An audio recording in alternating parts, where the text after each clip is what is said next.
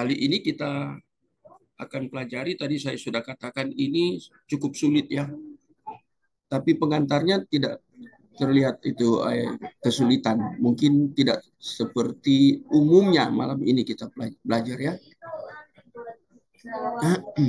Karena doktrin ini, predestinate, bagian dari soteriologi, ini bukan hal yang mudah. Ya. Apalagi predestinasi itu banyak sekali yang ya mungkin dominan orang tidak mau terima ini. Saya kurang tahu mengapa alasannya, karena masalah reform atau Calvin atau masalah apa.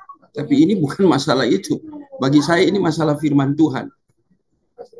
Dan saya tadi sore mengajar semester 8 tentang masalah sistem berpikir yang analogis.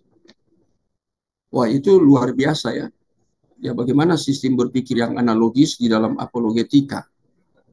Itu saya mengajar apologetika Kristen dan saya mengajar tentang sistem apologis. Dan sistem itu dianut oleh Cornelius Van Til. Nah, itu Sorry bukan Pak, hal yang gampang cara berpikir. Itu belajarnya mengerikan.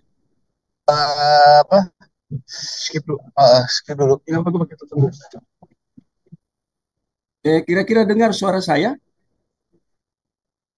Shalom, dengar ya? Dengar Pak, dengar. Khawatir. Terdengar jelas. Terima kasih, Pak. Jadi sistem analogis yang saya ajar tadi, memang saya sudah mulai dengan apa itu analogis. Tapi kemudian sistem analogis, kita harus punya sistem berpikir dalam berteologi. Dan rumusan-rumusan itu harus dijadikan utuh, ya, khususnya rumusan-rumusan teologi yang fundamental. Dan ternyata ketika kita belajar soteriologi, mengapa predestinasi justru ditolak? Berarti tidak ada keutuhan di situ. Ini hal yang sangat serius. Mengapa orang menolak? Dan saya memegang dua buku di sini, ya, ditulis oleh John Piper dan Justin Tyler. Ini tentang kedaulatan Allah. Ini ada bukunya. Nggak tebal sih, ya, tapi dalam sekali. Kemudian ini A.W. Pink, ini, ya, ini buku terbaru. Saya sudah punya beberapa tentang kedaulatan Allah, tapi ini buku yang masih grace ya, masih baru. Ya, ini berbicara tentang kedaulatan Allah juga. Ya, jadi penekanannya dari beberapa aspek.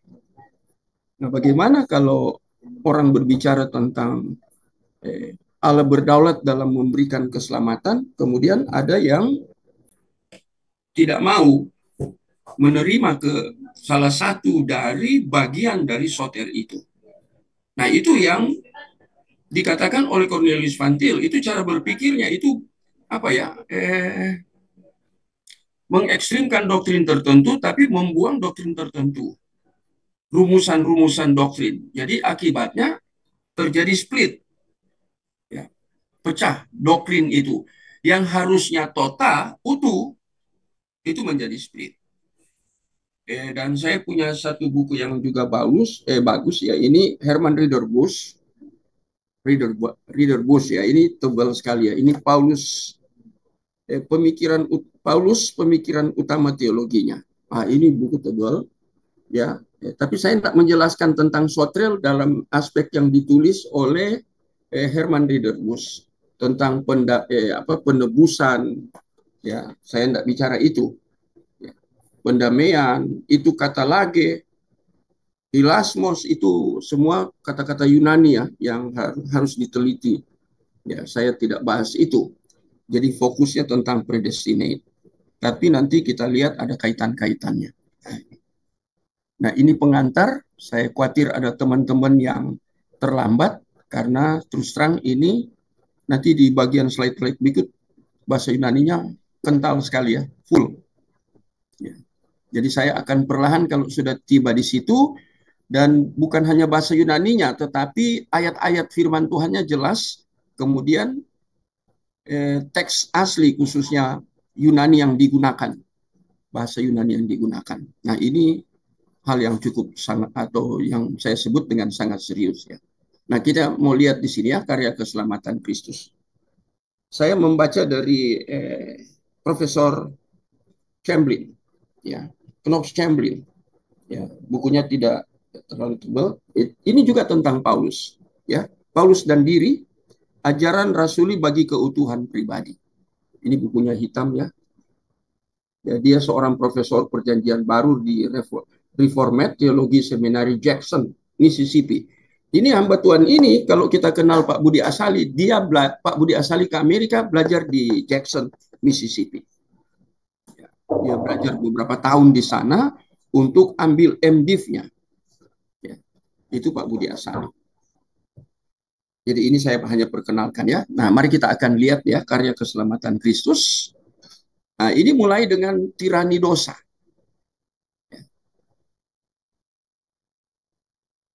Bapak Ibu tentunya sudah tahu istilah ini ya, tirani dosa ya. Nah, Pak, karena itu Paulus memiliki alasan yang konkret ketika dia telah menjadi Paulus dari Saulus, yaitu evangelion. Dan kata evangelion ini di dalam seluruh suratnya sekitar 60 kali. Ini kata Yunani ini ya. Nah, itu bisa kita lihat di dalam Revelation and Tradition in the Pauline Evangelion. Ya. Jadi ada 60 kali ini muncul ya kata Injil ya. Nah, Injil itu Kristus yang eksklusif. Ini jarang dengar istilah ini. Injil Kristus yang eksklusif. Wah, ini menarik sekali ya. Jadi kita hanya berbicara tentang Injil-Injil. Tapi di dalam referensi ini dikatakan Injil Kristus. Dan Injil Kristus itu disebut dengan eksklusif. Apa kira-kira maksud dengan Injil Kristus yang eksklusif? Ini jarang didengar.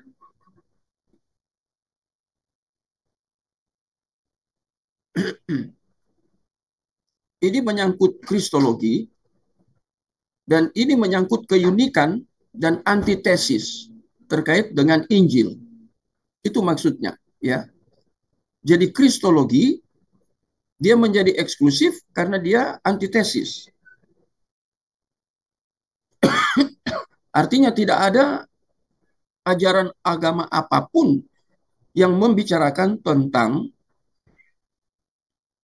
kata evangelion ini, ya, kabar baik. Yang di agama apapun bukan kabar baik. Terkait dengan soter, itu kabar buruk. Ya, kadang kita beberapa dosen saya lihat kadang-kadang mengeluarkan argumentasi plesetan lucu tapi isinya dalam ya. Jadi seperti Injil Kristus ini eksklusif. Berarti yang di luar dari Injil Kristus itu dia tesis. Dan Injil Kristus ini dia unik, makanya dia eksklusif.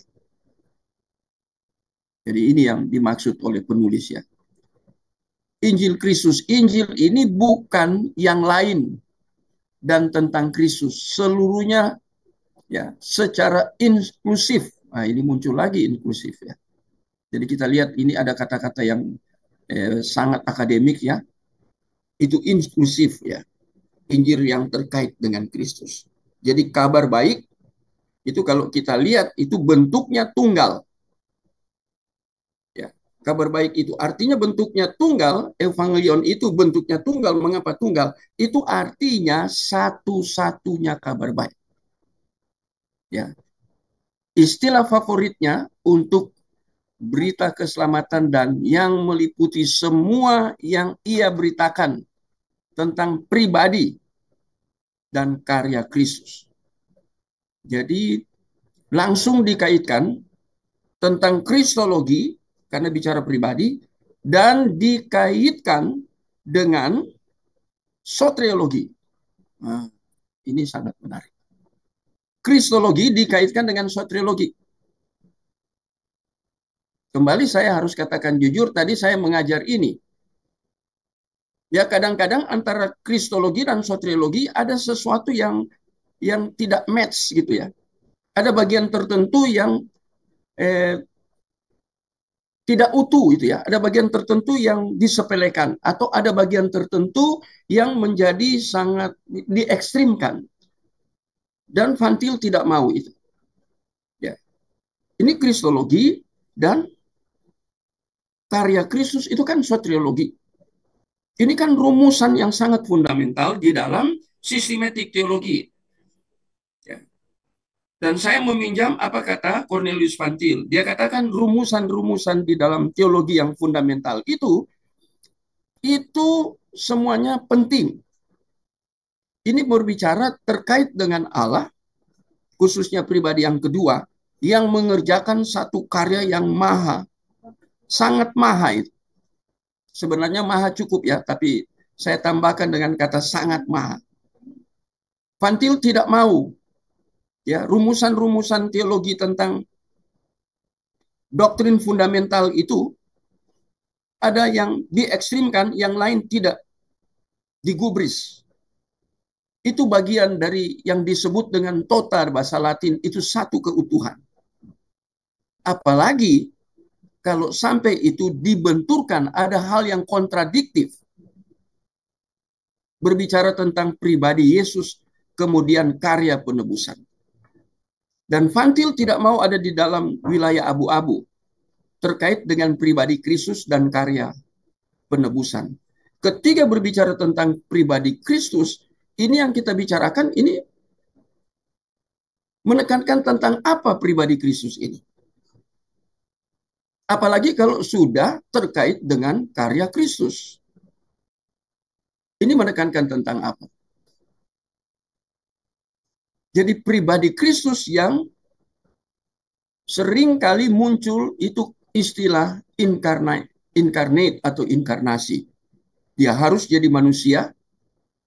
Ya. Mengapa harus manusia? Karena dia harus mati untuk berkarya. Itu penting, itu soter. Harus melalui kematian. Kemarin kita Jumat Agung ya. Kalau dia Allah, tidak mungkin dia mati. Mana boleh Allah? Ada Allah yang mati. Dia harus berinkarnasi, dia harus ambil rupa manusia, morfe, dia harus mengosongkan diri, itu kenosis teologi di dalam Filipi, itu semua harus dikerjakan. Dia harus menjadi Adam yang kedua. Itu tidak boleh tidak. Ini sesuatu yang ya keharusan itu sangat penting ya. Ini berbicara tentang pribadi kita, tetapi di dalam aspek kerendahan terkait dengan karya Kristus, terkait dengan soter. Ini yang menarik. Dan ini disebut sebagai istilah favoritnya dari Paulus dalam berita keselamatan. Ya. Kristus bersama seluruh kuasa di bawahnya membebaskan manusia dari budak dosa. Ini dulu Samartia. Ya.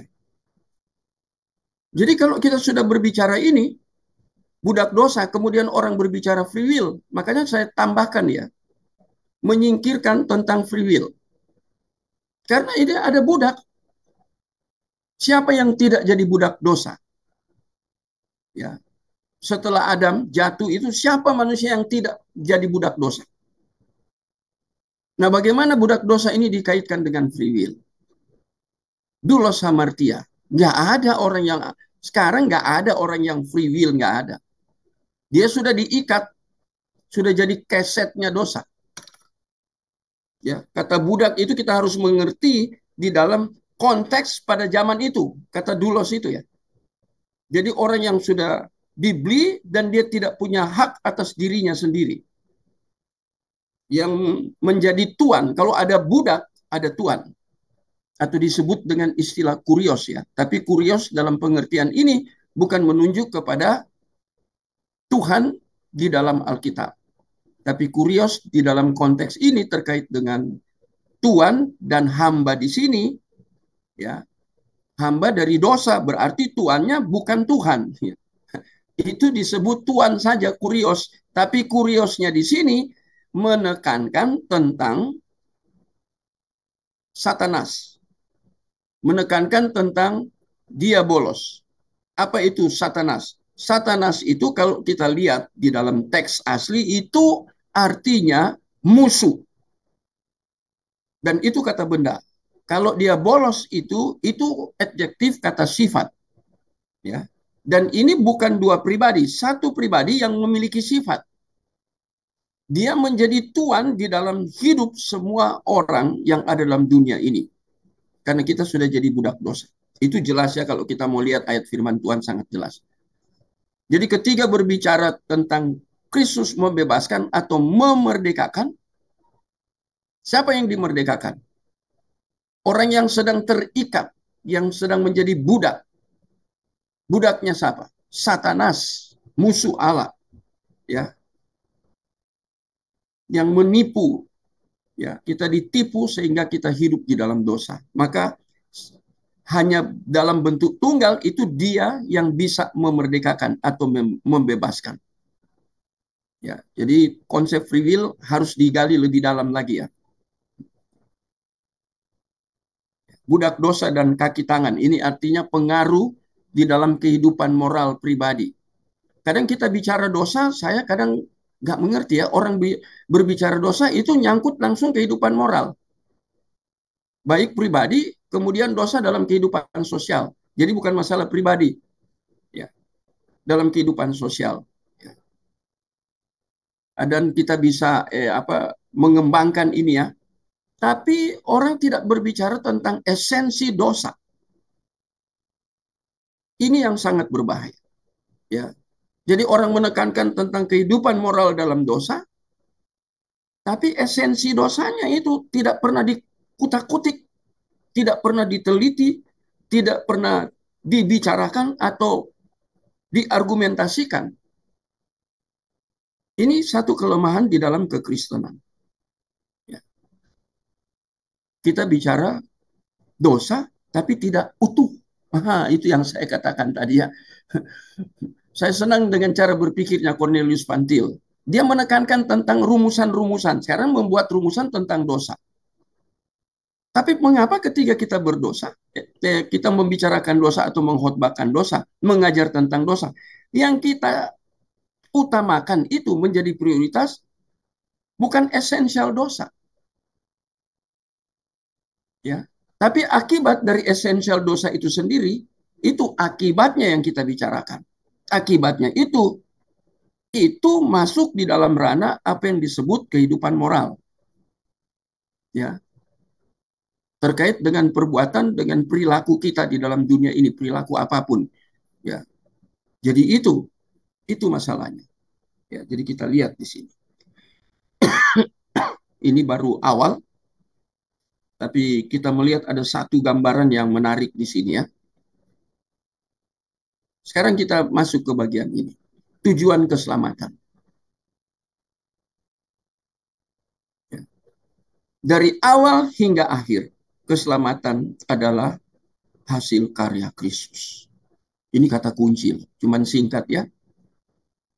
Dari awal hingga akhir, keselamatan akhir artinya adalah karya Allah.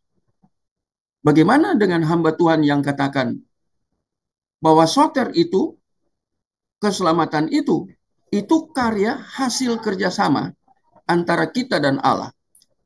Dan kemudian dibuat di dalam presentasi. Allah sekian persen, kita sekian persen. Terhadap konsep dari hamba Tuhan tersebut yang saya lihat di YouTube berkali-kali dia membicarakan itu. Terhadap konsep itu, kalau sampai Allah sekian persen, terbanyak ya, presentasinya terbanyak dari Allah. Tapi manusia ada andil di situ. Ini masalah besar. Ya. Dia tidak mengerti tentang hamartologi hamba Tuhan itu. Mengapa saya katakan hamba Tuhan itu tidak mengerti hamartologi? Karena mulai dari Kejadian pasal yang kedua itu, Allah sendiri berbicara kepada manusia, yaitu Adam, manusia pertama. Pada hari kamu makan buah itu, hari itu juga kamu mati. Yang saya mau tanya, bisakah orang mati memberi respon? Dapatkah orang mati memberi respon? Itu di dalam kitab Kejadian. Bagaimana dengan teologi Paulus? Di dalam Roma pasal 3. Ya. Tidak ada seorang pun yang mencari Allah. Tidak ada seorang pun yang benar. Itu terkait dengan di hadapan Allah. Kok bisa ada apa ya? Ada andil dari manusia terkait dengan soter. Nah, ini jadi masalah besar. Inilah kegagalan berpikir. Manusia sudah mati, orang mati fisik aja, ya, tidak bisa bergerak, mati secara alamiah, secara natural. Tadi saya pergi ke satu rumah, ada kedukaan. Itu mantan bendahara gereja saya bertahun-tahun. Jadi dia WA saya waktu saya sedang mengajar tadi, Pak, mertua saya meninggal. Dan saya kenal, saya pernah pakai gerejanya. Akhirnya tadi setelah selesai ngajar sekitar jam setengah satu, saya meluncur ke sana untuk ada di singkat. Tetapi ini kalimat ini kalau dirumuskan ini dan dimengerti, pengertiannya sangat dalam, ya. Awal hingga akhir ini bicara keselamatan. Tidak ada andil dari seorang manusia pun di bawah kolong langit ini. Mengapa? Kata kuncinya semua mati. Kata kuncinya semua diperbudak. Jadi ada beberapa istilah ya di dalam Alkitab. Ya. Jadi orang mati tidak bisa akan respon. Apalagi ini mati rohani. Mati jasmani tidak ada respon. Mati rohani tidak ada respon. Jadi Allah sendiri harus berintervensi. Ya. Jadi dia tidak bisa berdiri, orang ini tidak bisa independennya, ya, yang sudah mati itu kemudian dia kemudian memberi respon terhadap karya keselamatan yang dikerjakan oleh Kristus. Kok bisa ada hamba Tuhan katakan ya, sekian persen ya di presentasi itu dari Allah, yang sekian persen dari manusia. Wah, ini kalimat-kalimat seperti ini sangat berbahaya, ya. Ini bahaya. Jadi kita harus hati-hati juga ya. Kita juga hamba Tuhan yang sering khotbah atau PA atau mengajar, argumentasi kita ini harus sangat-sangat hati-hati. Saya sering katakan ya, kita orang teologi ya, semua pernyataan kita atau argumentasi kita dasarnya harus penyataan apokalipto. Jangan buat pernyataan tanpa dasar. Itu liar dari aspek teologis. Harus berdasarkan wahyu khusus. Ya. Jadi kita harus hati-hati dalam berkata-kata. Kita harus hati-hati dalam berbicara. Ya boleh apa ya, orang Manado bilang baku sedu. Nah, ini ada Pak Denny, ya ada mungkin orang-orang Indonesia Timur, artinya main-main gitu ya dalam berbicara. Ya. Tapi hati-hati di dalam tingkat keseriusan. Kadang kita memberikan statement, pernyataan tidak berdasarkan penyataan. Karena pernyataan dan penyataan itu dua hal yang sangat amat berbeda. Ya, mengerikan kadang kita. Saya lihat ya dalam dunia kita ya. Saya juga berkali-kali keliru dulu, tapi belajar dari kekeliruan. Ya, jadi nggak ada yang sempurna. Ya, tapi kita jangan terus larut di dalam kekeliruan, tenggelam dalam kekeliruan. Ini bahaya ya. Nah, sekarang untuk secara aktif mencapai tujuan itu, nah ini ada beberapa istilah penting. Tujuan apa? Soter itu. Apa yang dilakukan? Apa yang dikatakan Alkitab? Ia di sini, yaitu Allah di dalam Kristus. Ia telah apa? Nah, ini istilah-istilah ini. Memilih, nanti semua dijelaskan. Ini baru bahasa Indonesianya, ya. Baru pengantar. Nanti di bawah semua bahasa Yunani nih. Memilih, mempredestinasikan, memanggil, membenarkan, dan memuliakan. Itu semua ambil dari mana? Roma pasal 8 ayat 28 sampai 30. Kita baca. Mari salah seorang baca.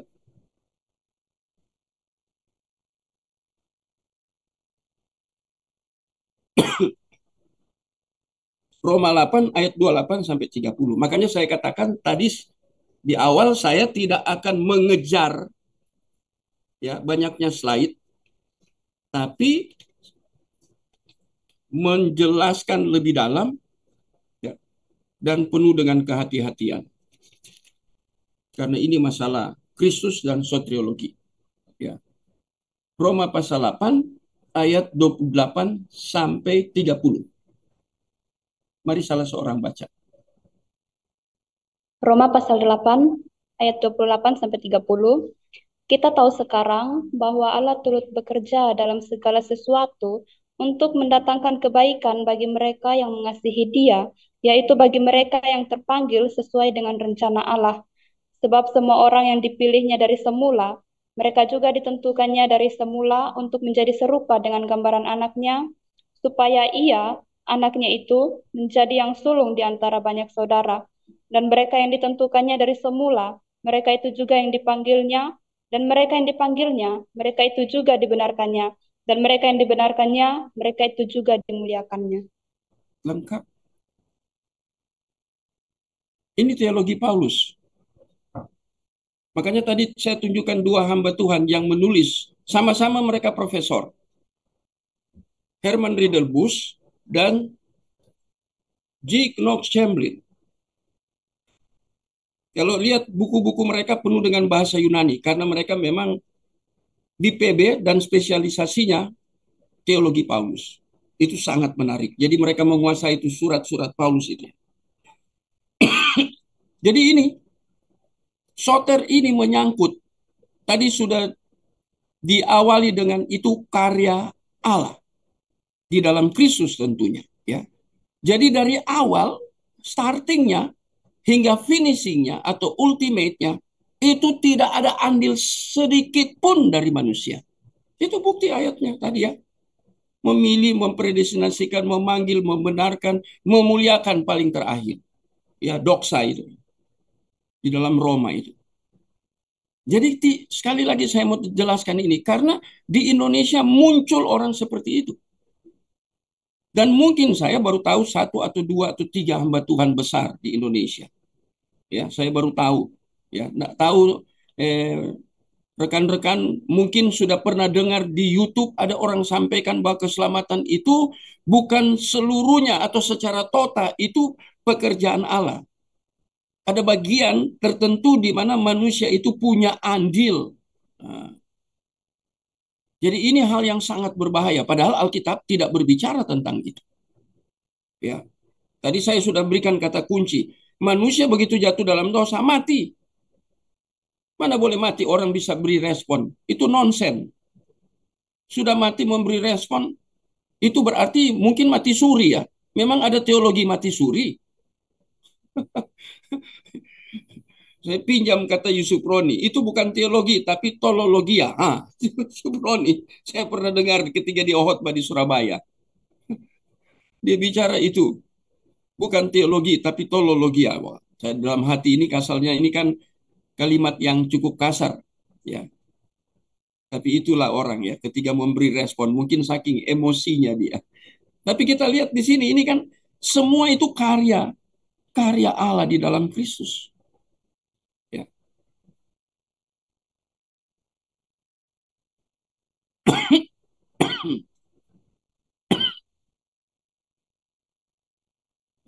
Jadi itu yang tadi kita telusuri itu ya. Nah, itu sekarang kita berbicara tentang karya ini. Ini menekankan satu hal. Apa tekanannya? Dalam rencana Allah. Ada kata di sini, yaitu kata penting, rencana. Belum dieksekusi. Tadi berbicara tentang apa yang dia kerjakan. Itu sudah eksekusi kan di atas ya. Memilih, mempredestinasikan, memanggil, membenarkan, memuliakan. Itu semua awalnya ini disebut di dalam rencana Allah yang tiada taranya. Ya.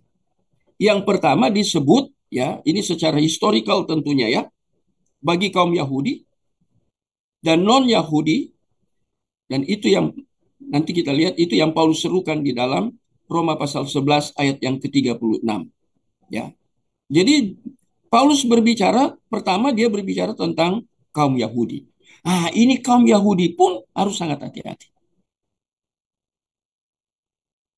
Kalau sudah berbicara kaum Yahudi, apakah ini saya tanya ya, Kita tidak apa-apa diskusi di tengah-tengah pembelajarannya. Kalau bicara kaum Yahudi, apakah ini berbicara tentang PL atau sudah masuk dalam PB? Halo? Saya mau kita berpikirnya itu runtun. Dan itu ada di dalam sejarah. Kalau bicara Yahudi, memangnya di PL ada Yahudi.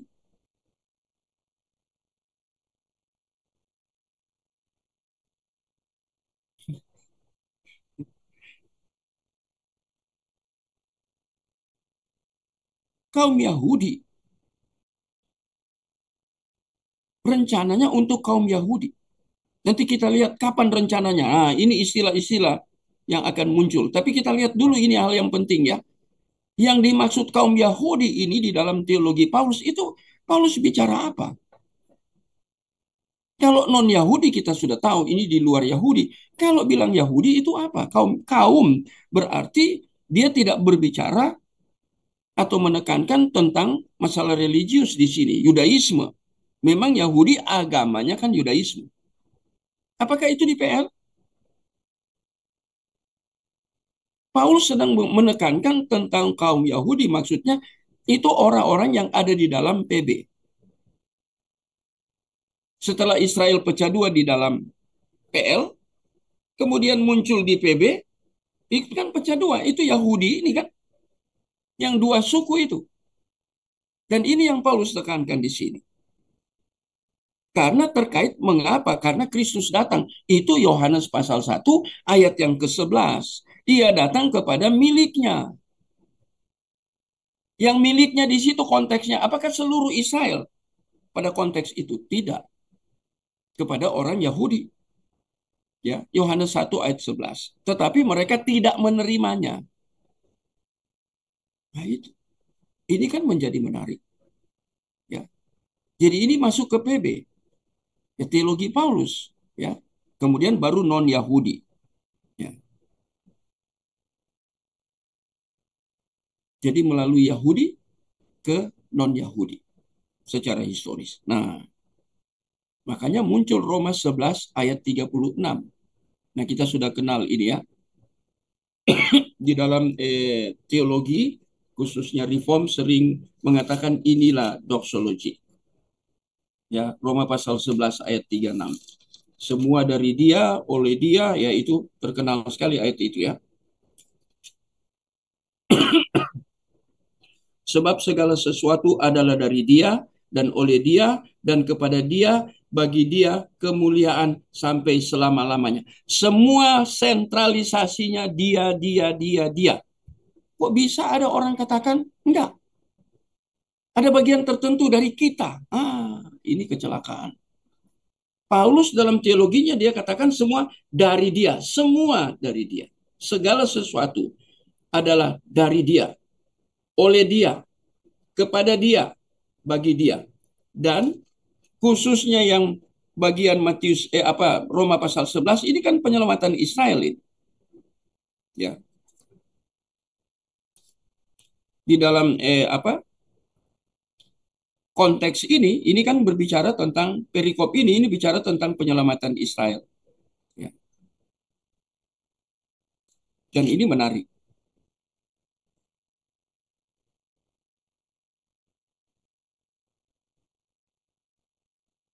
Saya tidak menjelaskan satu-satu ini ya. Tapi yang saya mau tekankan bagian ini, tujuan keselamatan, ini dimulai dari rencana Allah. Bukan dari bawah, tapi dari atas.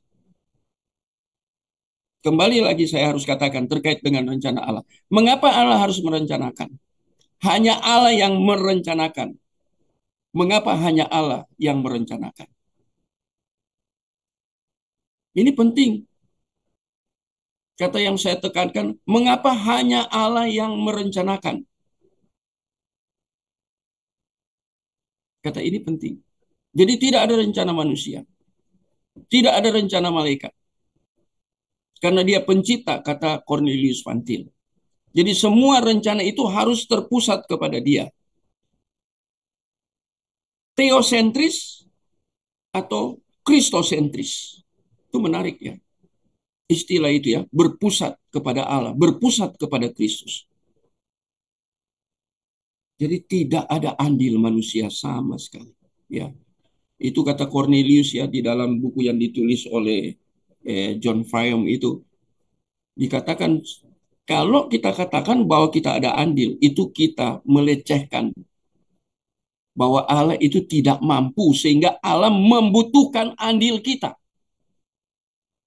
Itu melecehkan Allah. Itu penghinaan terhadap Allah. Kalau kita katakan bahwa kita memiliki andil, ya, apalagi dalam konteks soter itu melecehkan Allah, mempermalukan Allah. Ya, mengerikan sekali itu ya kalimat-kalimat jadi dari Cornelius Van Til. Ya. Kadang orang tidak sadar, kemudian dia merasa dirinya mampu. Padahal kita hanya ciptaan, apalagi kita sudah mati. Tidak ada yang mampu. Ya, hanya Allah. Ya, dan itu penekanan yang begitu dahsyat yang disampaikan oleh Cornelius Van Til.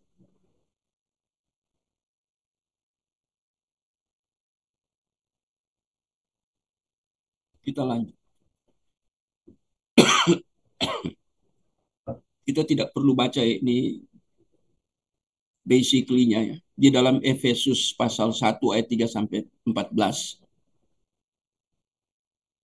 Ini ditulis oleh Reader Bush, ini suatu pujian panjang tentang, nah itu kan, tadi saya katakan, kita mau berbicara tentang rencana Allah. Ya, atau rancangan Allah. Ya, itu pujian. Jadi ketika Paulus menulis ini, Paulus sedang berdoksologi. Ya, di dalam teologi Paulus, apalagi saya di gerejanya Reform ya, itu ibadahnya harus dibuka dengan doksologi, ditutup dengan doksologi. GRII itu. Itu satu paket ibadah. Ya, dari mulia, kemuliaan ditutup dengan kemuliaan. Harus di situ. Ya. Jadi ini bagi Paulus ini dikatakan oleh Prof. Reader Bush dan Camblin ini dikatakan ini apa? Ini bagian ayat firman Tuhan ini doksologi terkait dengan soter. Berbicara tentang kemuliaan Allah di dalam soter itu, keselamatan. Ya. Jadi memang hanya Allah dimuliakan. Tunggal itu kata itu ya. Ya. Hanya Allah dimuliakan. Nggak boleh satu sosok sepenting apapun di bawah kolong langit ini kemudian kita muliakan dia terkait dengan soter. Nggak ada. Ya. Roma pasal 3 itu ya, ayat berapa ya? Ayat 23. Ya. Manusia telah kehilangan doksa, telah kehilangan kemuliaan Allah.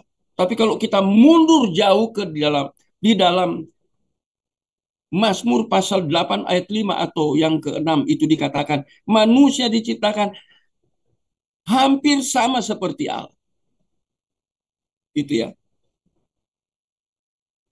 Mirip Allah. Kemudian diberi kemuliaan. Kemuliaan Allah diberi kepada manusia. Nah, bayangkan apa yang ditulis dalam Mazmur 8 sekarang kita lihat di dalam Roma teologi Paulus. Paulus katakan itu kemuliaan itu telah hilang. Sesuatu yang agung, yang beautiful itu sudah hilang karena apa? Karena dosa. Saya bawa saya ambil dari rak buku di kamar saya ya. Saya lagi mau pindah kamar ya. Raknya itu harus dipindah buku-bukunya ya karena sudah tidak muat lagi. Ya ada rumah saya ini terbagi dua ya. Ya lumayan lebar dan lumayan panjang. Ini ada 5 kamar ya. Tapi yang saya duduk ini kamar tamunya ini lebar sekali. Ya, 8 meter ini. Ya, lebar. Nah, saya ambil ini tentang diselamatkan oleh anugerah. Ini buku wajib dibaca. Ya, ini profesor teologi sistematika. Patut dibaca buku ini. Ya, dia berbicara tentang kemuliaan. Jadi doksa atau doksologi. Kalau bahasa Ibraninya kabot. Ya. Kemudian di Septuagintakan menjadi doxa. Dan ini hal yang sangat menarik. Jadi bagian dari Efesus 1 ayat 3 sampai 14 ini pujian panjang terkait dengan soter. Itu bagaimana Allah dimuliakan ketika dia mengerjakan satu karya yang tidak ada satu manusia pun di dalam sejarah sepanjang sejarah dunia ini tidak mungkin melakukan ini. Ya. Jadi melihat kemuliaan Allah ini dalam soter, lantas ada yang mau coba intervensi kemuliaan Allah itu, mengurangi kemuliaan Allah itu, keutuhan dari kemuliaan itu, total dari kemuliaan itu, coba diintervensi karena berbicara bahwa ciptaannya, khususnya manusia ini mampu. Allah sudah tidak mulia, sudah tidak mulia, tidak agung lagi. Itu hal yang mengerikan. Kembali saya katakan bahwa itu pelecehan terhadap Allah. Itu penghinaan kepada Allah. Itu merendahkan Allah serendah-rendahnya. Karena menganggap ada pribadi atau ada kelompok tertentu yang mampu untuk mengerjakan karya agung ini. Ini sangat amat berbahaya. Jadi kita sangat hati-hati. Saya juga bicara sangat hati-hati. Tapi kalau saya ada argumentasi saya yang keliru, Bapak, Ibu yang sama-sama kita belajar bisa beri input ke saya. Ingatkan saya. Karena saya bisa keliru juga. Ya, kita sama-sama belajar. Jangan lihat dari hanya gelar saya, ya. Bukan soal gelar. Gelar ya karena dunia akademik. Tapi jangan kemudian kita bersembunyi di balik gelar, kemudian kita merasa diri kita hebat. Ya, belajar itu seumur hidup. Mengapa seumur hidup?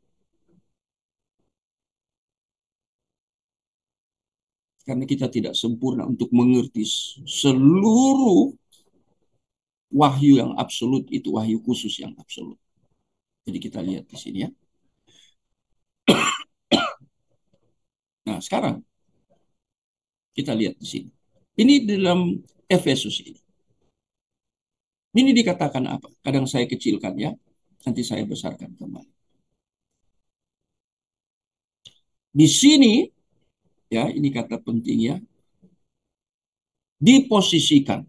Jadi rencana Allah yang agung, yang mulia, beautiful, doxa, dikatakan, diposisikan sebagai subjek. Dan hampir semua ini yang tentang pujian ini ditulis dalam kata kerja. Dan partisip. Nah ini harus orang belajar bahasa Yunani kalau sudah sampai ke sini ya. Ya.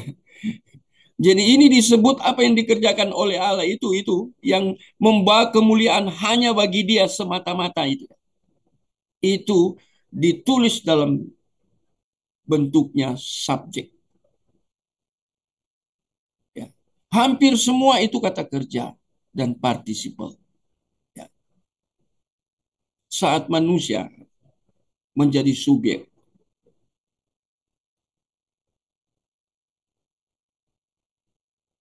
ya, maka manusia dipaparkan sepenuhnya dengan merujuk kepada karya Trinitas. Yang di dalam Dia kita beroleh penebusan. Efesus 1 ayat yang ke-7. Kok ini nyangkut ya karya Trinitas? Apa artinya? Dua profesor ini bicara tentang soter itu karya Allah. Sekarang dikaitkan dengan Trinitas. Mari kita baca Efesus 1 ayat 7. Kita harus sangat hati-hati di sini.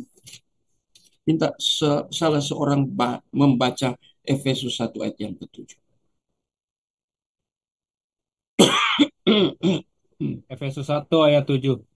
Sebab di dalam Dia kita beroleh penebusan melalui darahnya, yaitu pengampunan atas pelanggaran, menurut kekayaan anugerahnya.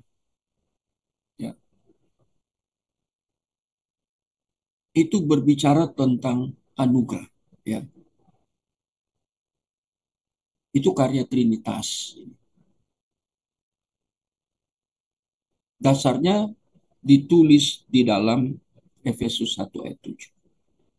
Nah, kita melihat di sini di dalam dia oleh darahnya. Dia di sini pasti Yesus. Tapi Yesus yang berdarah. Apa maksud Yesus yang berdarah? Ini berbicara tentang hakikat kemanusiaan Yesus. Tadi saya sudah katakan di awal. Kalau sampai Yesus ini, bukan Yesus ya, Allah mati, berarti dia bukan Allah. Tapi yang celaka, ada pujian yang dibuat oleh seorang hamba Tuhan besar, Allah bangkit, bersoraklah. Nah, konotasinya di balik kalimat itu ya, ada hal yang tersirat di balik kalimat itu, tidak teologis loh lagu itu. Jangan dinyanyikan. Waktu saya jadi gembala, saya melarang seluruh WL, saya panggil, saya delete lagu-lagu yang tidak biblical, tidak teologis. Saya bilang kata kalimat-kalimat ini tidak boleh, dan lagu ini lebih baik dibuang. Ya. Kalau Allah bangkit itu konotasinya apa? Sebelum dia bangkit, dia mati. Pernahkah Allah mati?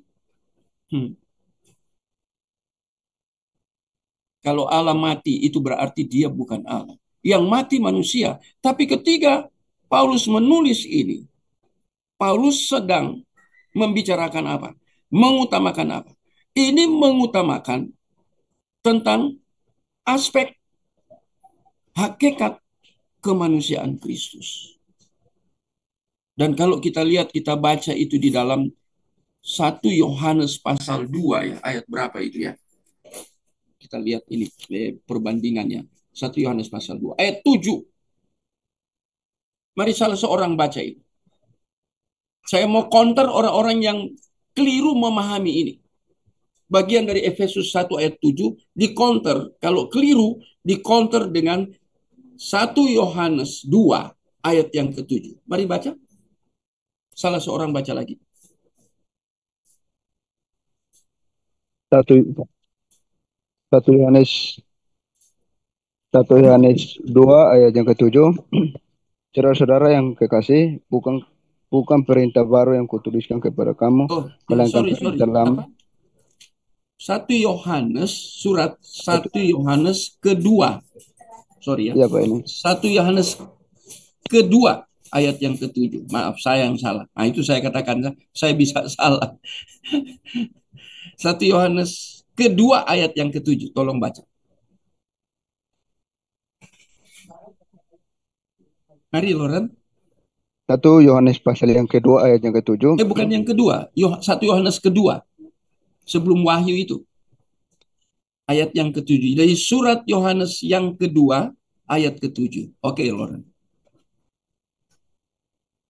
2 Yohanes. Silakan. Oke. 2 Yohanes. Sorry, Pak, ini gimana? 1 Yohanes. 2 Yohanes 1, bro. Hanya satu pasal ini. Ya. Sebelum Wahyu kan ada itu. Ya, sebelum Yudas dan Wahyu kan 2 Yohanes. Bukan 1 Yohanesnya. Bukan surat Yohanes pertama, tapi surat Yohanes kedua ayat 7. Coba baca. Jarang orang bicarakan ini. Silakan. 2 Yohanes 1 ayat yang ke-7.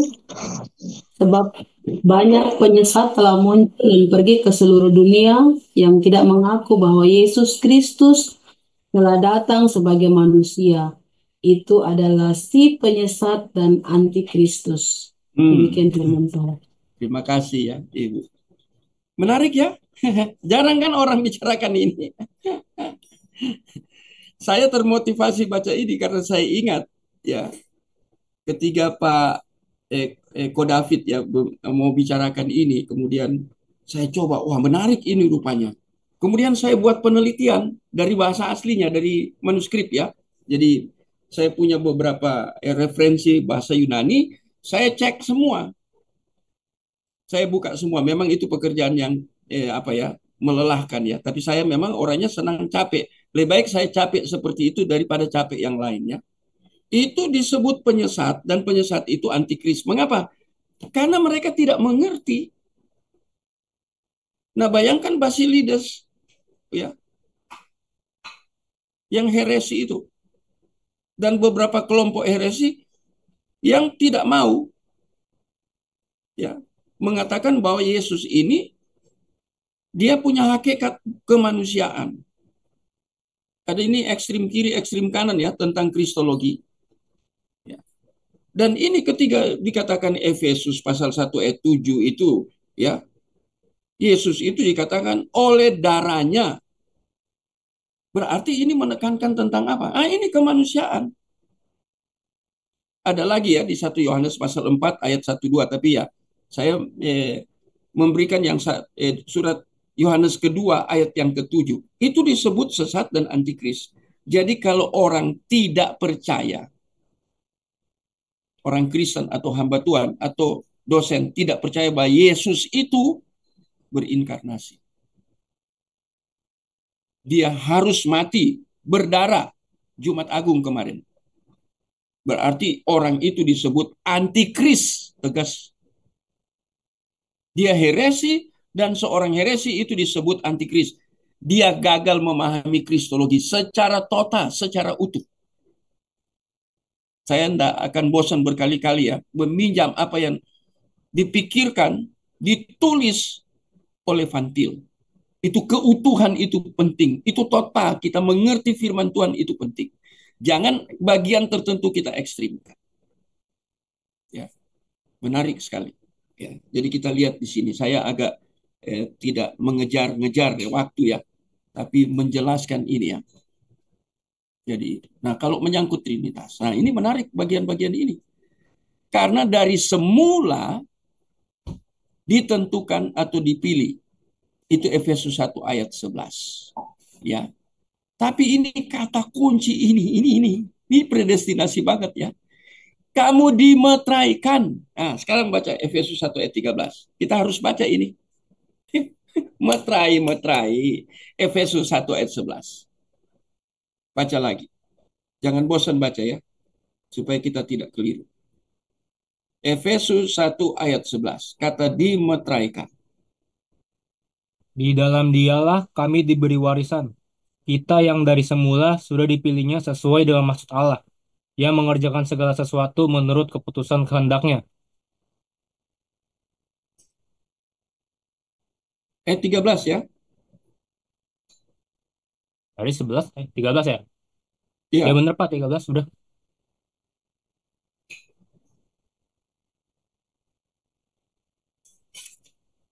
Oh, di dalam dia kamu juga, karena kamu telah mendengar firman kebenaran, yaitu Injil keselamatanmu. Di dalam dia kamu juga, ketika kamu percaya, dimeteraikan dengan Roh Kudus yang dijanjikannya itu. Saudara, ini hati-hati ayat ini ya. Ayat ini hati-hati. Ini dilibatkan Roh Kudus loh dalam keselamatan. Saudara sudah pernah belajar soteriologi yang ditulis oleh Berkhof, Julius Berkhof. Apa ya? Bukan Julius Berkhof. Nama depannya kadang saya lupa, salah. Itu yang ada beberapa jilid itu ya. Sebenarnya dulu satu jilid semua bahasa Inggris. Tapi ketika diterjemahkan oleh tim dari Momentum itu menjadi 6 apa 7 ya. Itu tentang doktrin yang fundamental ya. Jadi Louis Berkhof, Louis Berkhof, Pak. Louis Berkhof, ya sudah kita kenal ya. Lawrence suka baca buku bagus ya, masih muda ya. Tapi maksudnya kenapa saya hati-hati di sini? Di dalam dia ini Kristus. Ya, kami telah. Kata telah itu kata akan, kata telah itu sudah terjadi atau belum?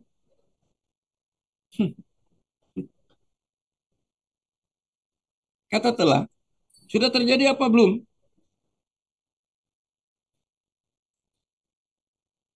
Sudah. Halo? Sudah terjadi. Sudah terjadi. Itu bentuknya kata itu. telah. Berarti sudah makanya terjadi. saya lihat teks Yunaninya ya. Itu bentuknya aorist loh. Participle aktif, nominatif, maskulin, plural. Itu aorist. Itu bentuk lampau. Telah. Jadi bukan akan diselamatkan. Kita telah diselamatkan. Di dalam Kristus. Nanti kita cek dalam bahasa Yunani di bawah. Apa maksudnya? Telah itu terkait dengan bentuk oris. Itu menarik. Tapi saya perlahan di sini, ya, karena ada hal penting di sini. Ini melibatkan, ya, dua pribadi di dalam Tritunggal terkait dengan soter, terkait dengan predestinate. Ini kadang orang lewati ayat-ayat seperti ini, tidak ada penelitian yang serius. Ya, di dalam Dia itu Yesus. Kamu telah, ya, mendengar firman kebenaran, yaitu Injil keselamatan. Sudah, ya, telah. Di dalam Dia kamu telah, kamu juga ketika kamu percaya. Ini kenapa dimeteraikan oleh Roh Kudus? Ada dua hal penting di sini, ya. Yang pertama, ini kata dimeteraikan. Kata dimeteraikan itu, kata meterai itu kan tanda sah.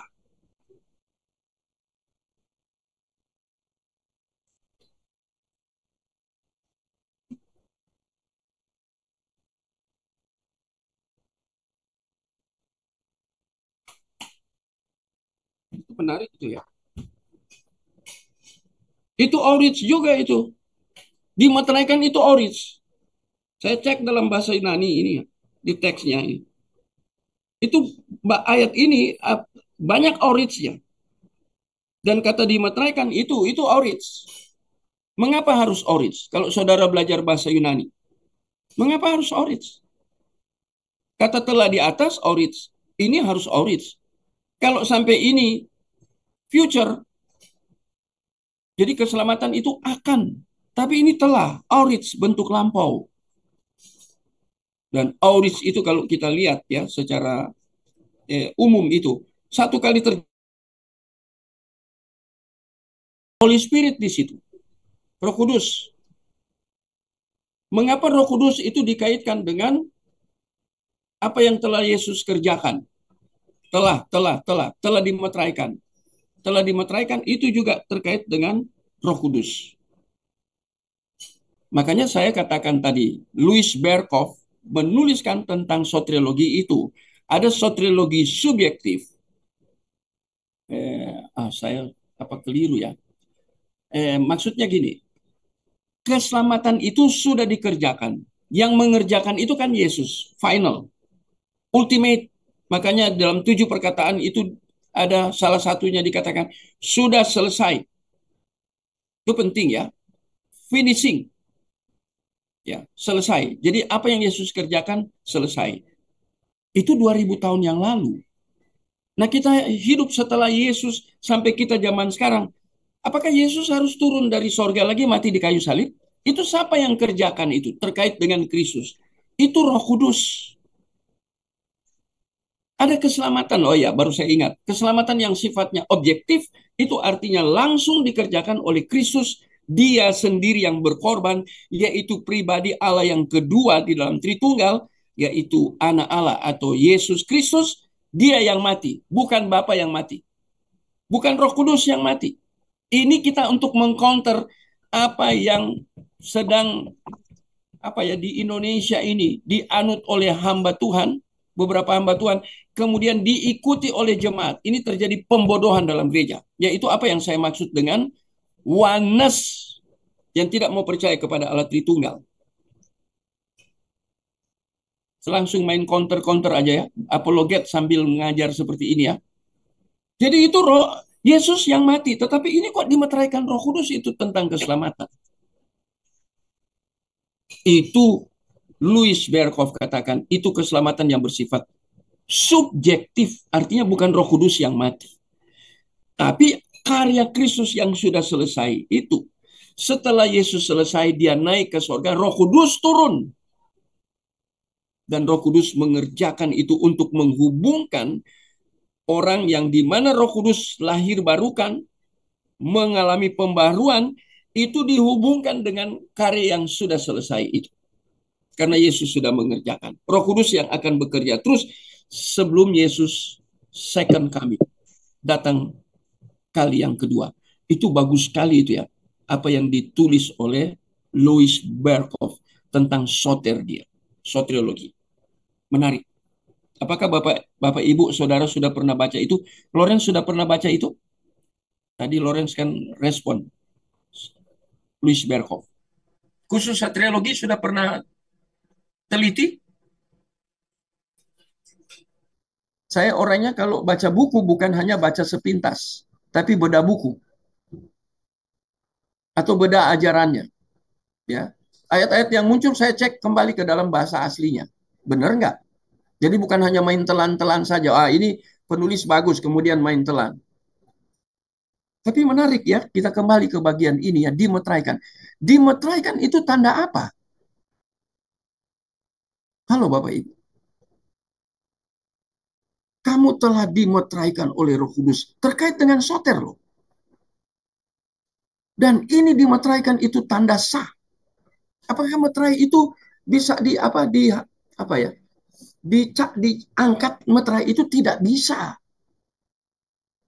Itu tanda sahnya diselamatkan terkait dengan soteriologi yang objektif yang sudah selesai 2000 tahun yang lalu. Dikerjakan oleh Kristus. Itu kemudian diteruskan setelah Yesus naik ke surga oleh Roh Kudus. Itu Yohanes pasal 14.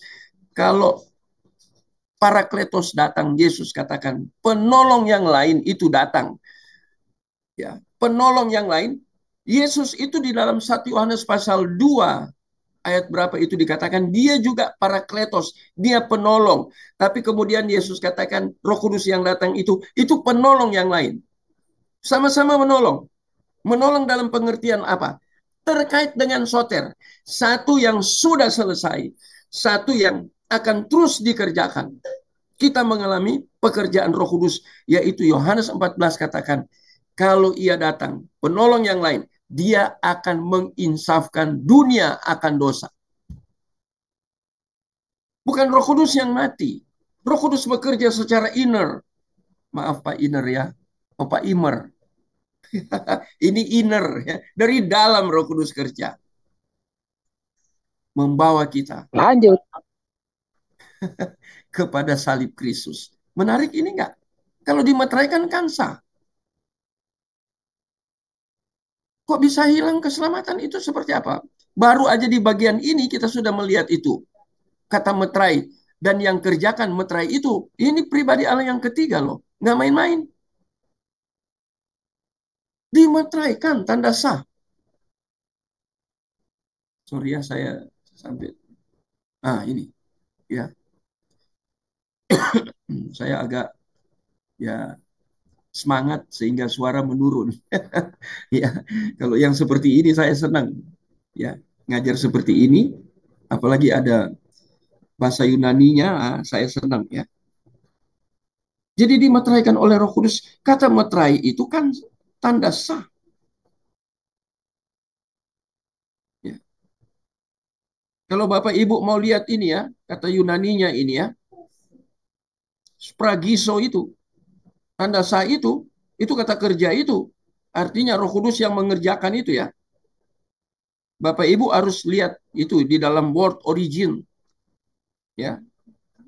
Bapak Ibu harus melihat itu hubungan antara Greek dan Hebrew.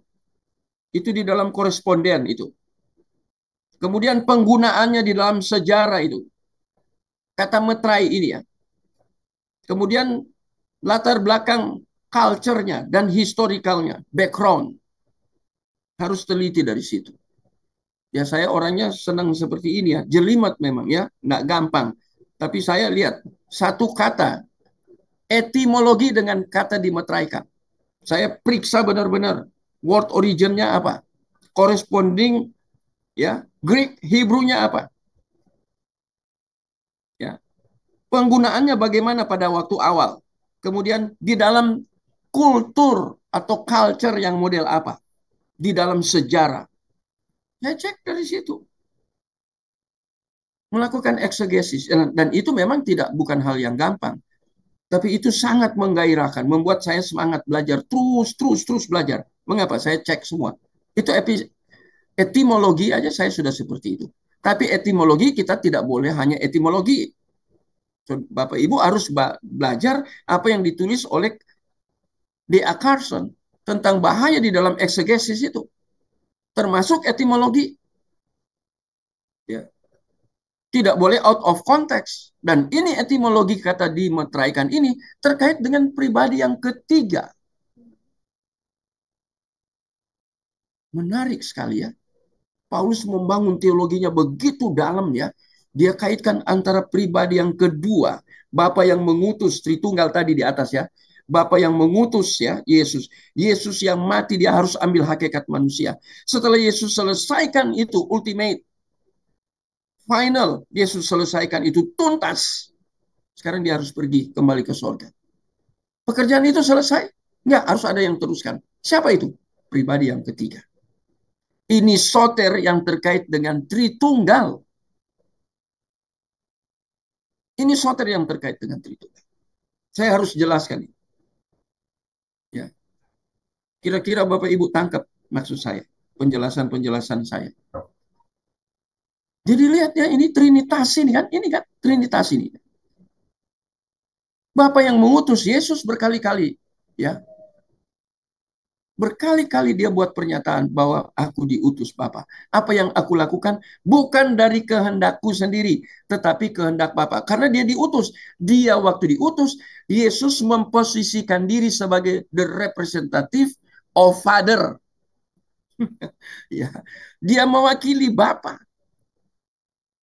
Jadi dia tidak boleh mengerjakan seturut kehendak dia. Di Taman Getsemani makanya dia berdoa. Ya, di dalam kemanusiaannya dia berdoa, hakikat kemanusiaan, ya, bahwa lalukanlah cawan ini, penderitaan, simbol dari penderitaan, tetapi jangan kehendakmu. Mengapa dia katakan itu? Karena dia berdiri sebagai the representative of God, sebagai representatif atau wakil. Dia tidak boleh berbicara atas nama diri sendiri. Wakil itu harus berbicara, harus mengikuti apa yang menjadi sumber atau pokok yang dia wakili. Dia tidak boleh berbicara atas nama diri sendiri. Dia tidak boleh melakukan sesuatu atas kehendaknya sendiri karena dia wakil dan representatif. Jadi kita lihat menarik sekali ya. Dan ini di dalam Trinitas, ya di dalam soter ini terkait dengan Tritunggal. Menarik. Ya. Ini memang mereka profesor asli. Ya, cuman saya menjelaskan apa yang mereka tulis ya, mereka hanya tulis Trinitas. Saya menguraikan mengapa Trinitas itu terkait dengan soter. Dan yang Roh Kudus kerjakan bukan Roh Kudus mati di atas kayu salib, mencurahkan darah. Tidak. Roh Kudus kerjanya memetraikan apa hak yang sudah dihasilkan oleh Yesus dan sudah tuntas. Roh Kudus turun bekerja ya secara metafisis di dalam kehidupan orang pilihan untuk dimetraikan. Nah, kalau sudah dimetraikan bisa hilang. Ini kan meterai tanda sah. Kalau sampai ada teolog katakan hilang, ini bukan soal Armenian, bukan soal Calvin, bukan, tapi soal biblical, soal teologis. Saya mau berikan lagi ayat firman Tuhan karena terkait ya dengan Roh Kudus soal keselamatan. Saya berikan. Mari kita buka Yohanes 14. Menarik sekali. Mengapa tidak bisa hilang? Ini satu ayat lagi. Tadi dimeteraikan. Itu poin pertama terkait dengan predestinasi. Sekarang buka Yohanes pasal berapa ya? 14. Ini tentang Roh Kudus.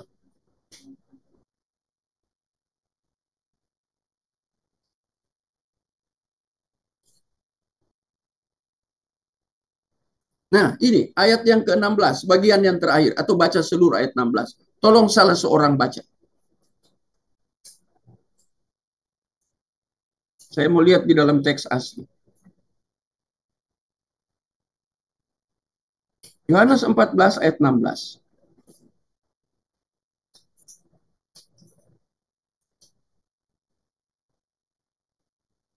Mari silakan baca.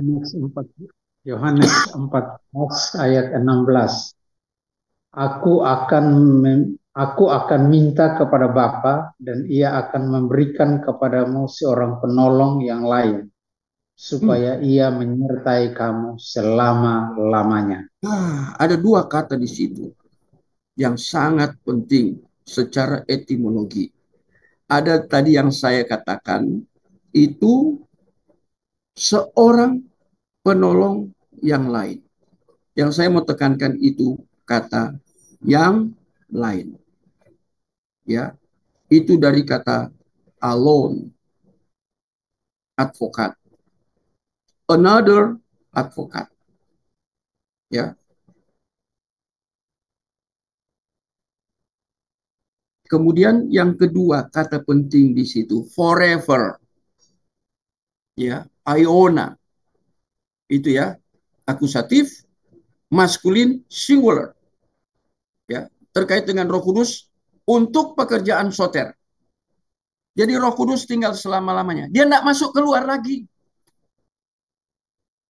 Untuk belajar soteriologi yang seperti ini, Bapak Ibu harus juga kaitkan bukan dengan hanya kristologi, tapi harus dengan pneumatologi tentang Roh Kudus karena muncul di sini.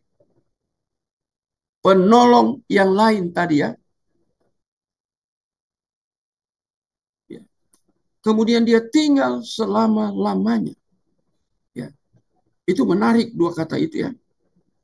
Forever. Roh Kudus tidak masuk keluar. Di PL Roh Kudus bisa tinggalkan Saul. Ya. Bagaimana saudara belajar tentang Roh Kudus di dalam PL? Roh Kudus dalam PB. Bagaimana saudara lihat? Ya. Itu tanda diurapi itu kan pengurapan Roh Kudus itu tidak kepada seluruh orang Israel. Bagaimana saudara lihat itu? Kemudian Roh Kudus tidak akan tinggal selama-lamanya dalam perjanjian lama. Tetapi sejak hari Pentakosta, Yesus mengajar dia forever. Ya, itu teks aslinya ya. Bahasa Yunaninya menarik sekali. Itu bentuk waktu. Iona. Itu menarik ya, Iona.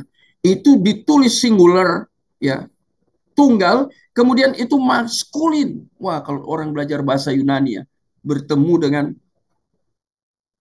ya bentuk kata sandang seperti ini. Wah, itu menarik. Itu noun, asukat, akusatif, maskulin, singular, forever. Jadi Bapak Ibu yang sudah lahir baru, Roh Kudus tidak tinggalkan. Ini Yesus ajarkan. Paulus ajarkan Roh Kudus itu bisa didukakan enggak?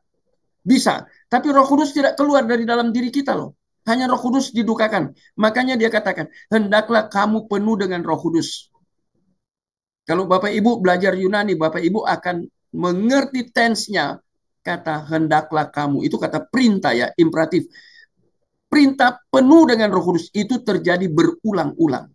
Tapi ketika Bapak Ibu lihat tentang kata dibaptis oleh Roh Kudus itu terjadi tunggal satu kali dibaptis untuk terus menerus. Karena Roh Kudus sudah tinggal di kita dan ketika dikaitkan dengan masalah soter, itu kita dimeteraikan oleh Roh Kudus itu sah dan dia forever tidak tinggal.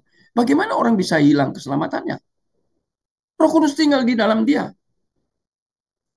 Kita hanya mendukakan Roh Kudus. Ini menarik karena terkait dengan Tritunggal.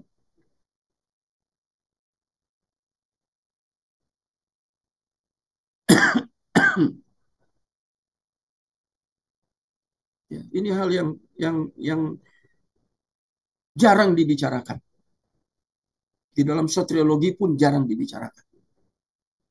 Ya. Mengapa karya ini ya? Ini merujuk kepada karya Trinitas terkait dengan soter. Nah, bagaimana kalau kita tanya kepada oneness? Nggak berkutik mereka. Yesus itu Bapa, Bapa itu Yesus, Yesus itu Roh Kudus Yesus, dan yang putar-putar di situ. Ini penolong yang lain kok. Another. Jadi berbeda dengan Yesus. Yesus penolong juga. untuk menyelamatkan. Dia tolong orang yang berdosa untuk dia selamatkan, dan dia yang selesaikan, dia yang eksekusi itu. Tapi setelah selesai, nggak berhenti di situ. Yesus mengajar Tritunggal di situ. Kok muncul oneness? Waduh, mesti ya kita berdoa supaya mereka bertobat. Bicara soteriologi, kita bisa komplain itu kesalahan oneness. Itu mengerikan. Ya. Kalau Bapa itu, Yesus itu Bapa, berarti yang mati Bapa juga lah. Mengerikan sekali. Roh Kudus bisa mati, roh bisa mati, roh. Belajar tentang metafisis, dunia metafisis. Bisa mati kah roh? Roh kita aja nggak bisa mati kok. Halo? Kita bisa mati jasmani. Memangnya roh kita mati? Malaikat bisa mati kan? Ini dunia metafisis. Pelajari itu habis-habisan. Ada satu buku yang bicara itu ya. Mungkin buku ini. Kalau saya senang memberikan referensi kepada Bapak itu. Tentang dunia metafisis. Ya. Ada dunia metafisis konsep Yunani, konsep filsafat. Ya, ada beberapa konsep ya dunia metafisis itu. Ada konsep biblical atau teologis. Ada konsep filsafat dalam dunia metafisis.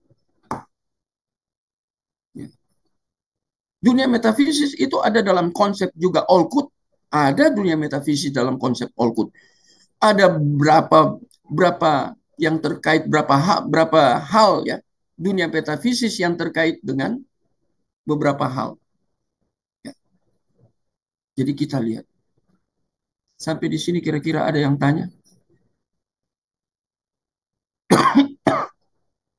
Atau tanggapan atau masukan silakan.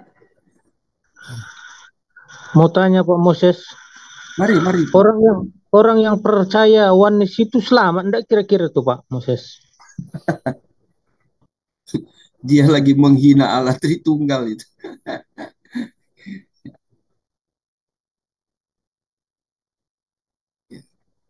Dia kan bersandar ke ekad, ke Yudaisme. Makanya orang Yudaisme waktu Yesus berinkarnasi kan mereka enggak terima. Ekad itu, kata ekad bahasa Ibrani itu apakah satu-satunya tunggal?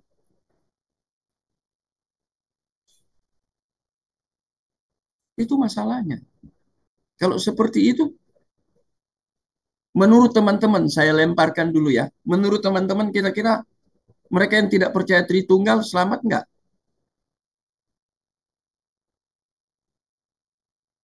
Ini agak ekstrim ya pertanyaan Pak John.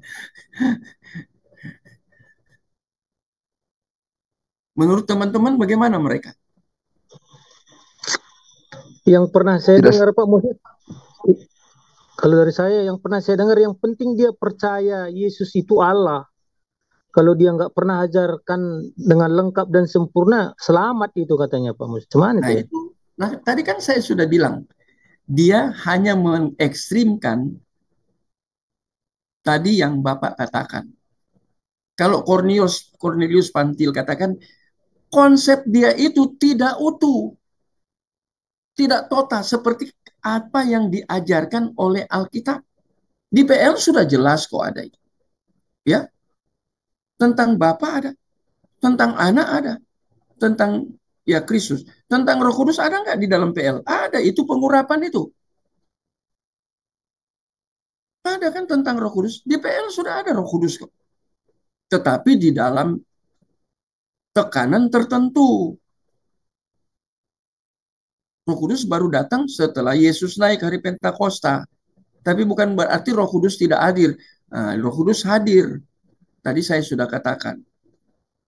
Kalau di dalam rumusan Cornelius Vantil, nah ini berarti kepercayaan mereka tidak seperti yang diajarkan oleh Alkitab. Ini tidak utuh. Nah bayangkan kalau Bapa itu Yesus. Jadi Bapa juga berinkarnasi. Roh Kudus juga berinkarnasi seperti itu. Wah itu mengerikan sekali itu. Apakah itu ajaran dari Alkitab? Itu namanya penyimpangan. Saya tegas kali ini ya. Kalau menyimpang itu namanya apa? Heresi. Heresi itu apa? Itu tadi yang saya baca. Kita bacakan di dalam surat Yohanes yang kedua, ayat yang ketujuh. Itu penyesatan. Itu kalau penyesatan itu dikatakan diidentikan dengan antikris. Mengerikan sekali ya, tegas. Ya. Jadi mereka bukan biblical. Mereka bukan menggali Alkitab, exegeso, tapi mereka eisegeso. Memasukkan konsep mereka, mencocokkan dengan Alkitab. Kalau pinjam Vantil cara berpikirnya, itu bukan presupposisi biblical, itu presupposisi kelompok oneness itu. Walaupun mereka tetap pakai Alkitab, tapi ketika mereka mengeksegesis Alkitab itu seperti Roma 10 ayat 2 dan 3. Mereka tidak mengerti kebenaran Allah. Dan mereka mendirikan kebenaran mereka sendiri. Walaupun mereka pelayanan. Semangat sekali itu pemimpin di Indonesia. Ya, penuh dengan emosi. Ya, marah sana, marah sini. Saya lihat YouTube-nya. Tapi keliru. Mengerikan sekali ya. Dan orang banyak di Indonesia yang terseret dengan ajaran itu. Ya, kita doakan mereka, tapi kalau kita berjumpa dengan mereka, kita ajak diskusi. Ajak share. Berikan pemahaman yang benar. Ya. Apalagi Tritunggal ini Trinitas ini terkait dengan soter. Aduh, kecelakaan besar. Mengerikan. Ya. Jadi itu jawaban dari saya, Pak John. Ya. Ada lain yang mau memberi jawaban?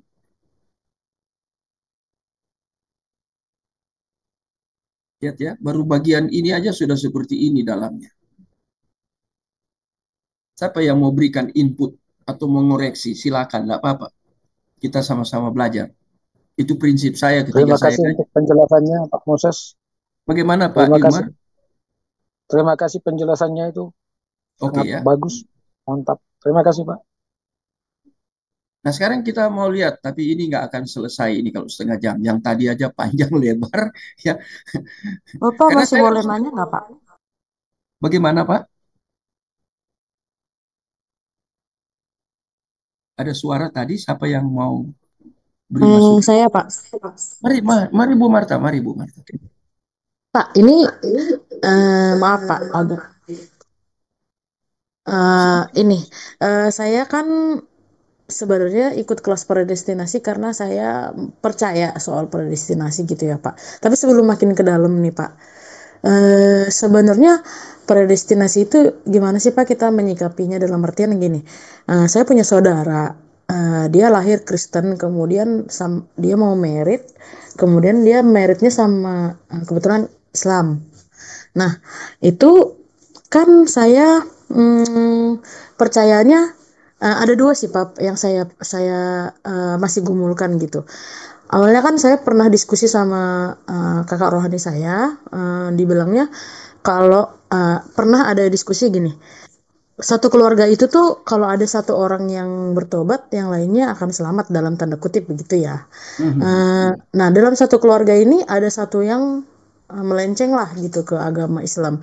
Yang saya khawatirkan adalah awalnya yang saya khawatirkan apakah memang si orang ini memang nggak selamat atau saya sih posisinya sekarang sedang berdamai dengan pemikiran gini Pak, sampai dia nanti meninggal kita nggak pernah tahu dia sebenarnya orang yang dipilih Tuhan atau enggak gitu.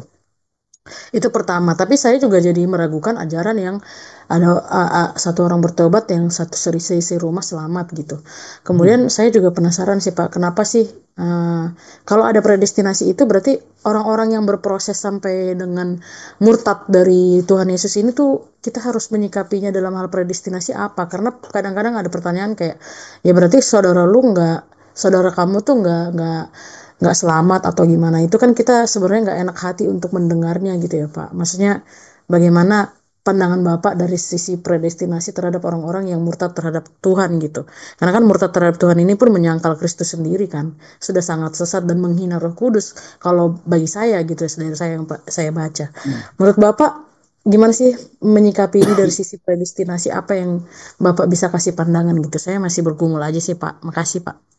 Oke, terima kasih. Nah, ini hal yang praktikal ya. Jadi implementasi dari predestinasi dalam pengalaman hidup. Yang saya mau katakan pertama, itu yang seisi rumah diselamatkan satu orang, kita lihat itu kan fenomena. Ya, ada satu peristiwa, saya mengerti, kita mengerti semua itu dalam Kisah Rasul. Apakah fenomena itu di dalam satu pribadi atau dalam satu keluarga tertentu, itu harus jadi ukuran, jadi doktrin? Kan tidak. Itu yang bahaya, itu kemudian kita pikir bahwa itu harus menjadi standar utama. Jadi satu orang bertobat seisi keluarga. Apakah seisi keluarga memang dipilih? Ya, itu menjadi masalah terkait dengan masalah predestinasi. Yang berikutnya, bicara tentang Kristen. Dia sudah Kristen, bahkan saya Kristen dari nenek moyang kali. Orang Ambon Manado, campuran saya kan Manado Ambon. Jadi Kristennya, apalagi orang Batak juga ya, Batak di bagian daerah tertentu, karena saya pernah pergi ke sana ya. Jadi, dan saya jemaat pertama yang saya layani 97% orang Batak. Jemaat yang dulu saya layani ya. Nah, apakah semua orang yang katakan Kristen sudah lahir baru? Itu yang Yesus permasalahkan dengan tokoh Yudaisme, contohnya Nikodemus. Terkait dengan lahir baru, itu kan pekerjaan Roh Kudus. Ya, kalau orang itu hanya jadi Kristen, tapi dia tidak lahir baru, berarti dia tidak, Roh Kudus tidak kerja dalam dia. Kalau Roh Kudus tidak hadir dalam dia, bagaimana dia mau dimateraikan? Dia hanya beragama Kristen, tetapi tanpa Kristus. Nah, itu saya gunakan istilah itu ya. Bisa banyak orang beragama Kristen, tetapi tanpa Kristus. Karena Roh Kudus tidak kerja. Nggak ada Roh Kudus dia. Ya, memang hasilnya dari pekerjaan Roh Kudus di dalam diri seseorang itu disebut karpos dalam bahasa Yunani. Ada buah, fruit. Itu ya, buah Roh Kudus. Ya.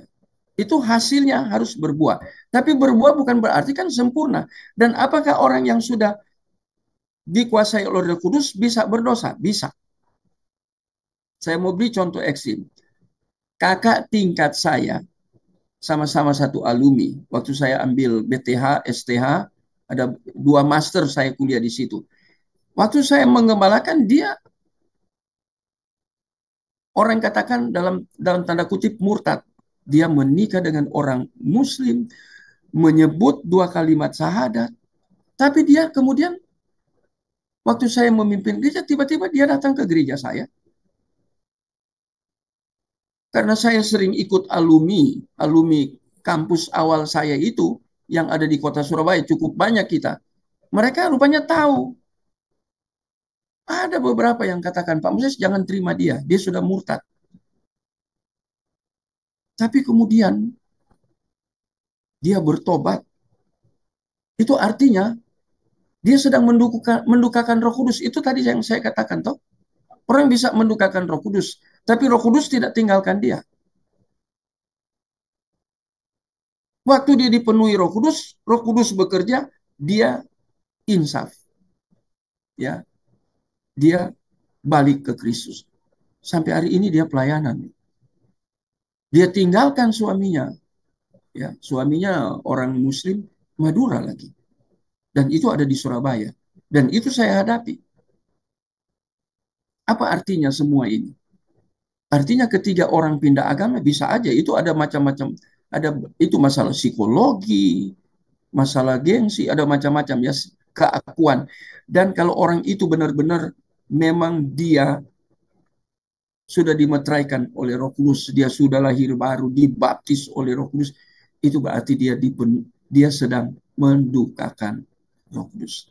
Satu kali dia akan balik. Cuman waktunya dia balik kita tidak mengerti. Itu rahasia Tuhan. Ya. Dan saya lihat yang kakak tingkat saya, dia balik benar-benar. Akhirnya saya angkat dia jadi majelis. Karena buktinya bertahun-tahun dulu. Saya 20 tahun lebih saya jadi gembala waktu di Surabaya. Sebelumnya kan saya sudah jadi gembala di beberapa kota, mulai dari Sumatera Selatan. Ya, saya pergi ke Lok Sumawe, pergi ke Pondok Pekayun Indah, Bekasi Selatan. Baru balik Surabaya itu 22 tahun. Hampir 23 tahun. Dia gabung dengan saya, dia bertobat. Jadi artinya biarlah Tuhan kerja. Kalau dia pergi, kalau memang dia pilihan, berarti Roh Kudus ada dalam dia. Kemudian dia pergi, berarti dia sedang mendukakan Roh Kudus.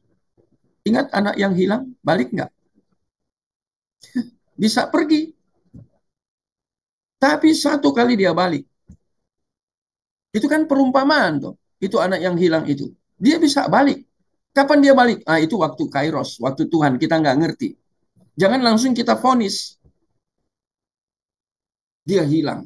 Belum tentu banyak peristiwa balik. Ya.